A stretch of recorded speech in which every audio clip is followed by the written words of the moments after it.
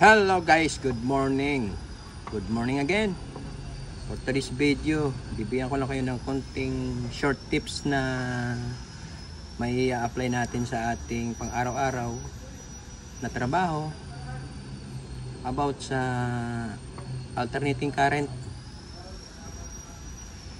household, mga kuryente sa bahay. Ito.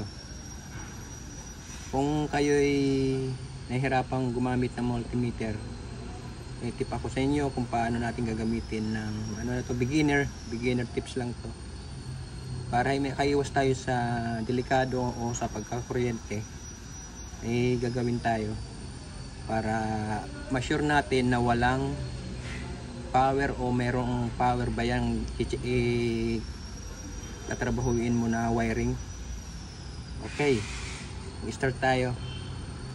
Lagay natin sa alternating current bolt. Kung ganito yung multitester nyo, madali yung makikita, madali yung matitrace kung may power ba to o wala. Gagamitan lang natin ng probe, itong test probe. Hawakan lang natin yung isa, tapos saksak natin yung isa dito. Ito may power to, makikita natin na may power to gawa dito sa sign na to. Nakita mo yung high voltage ano na yan, yung ilaw na yan. Pag umilaw yon, ibig sabihin may power siya. Ang titestingin natin yan, may power yan. Ayan, may power din. So ganun lang ang pag-check.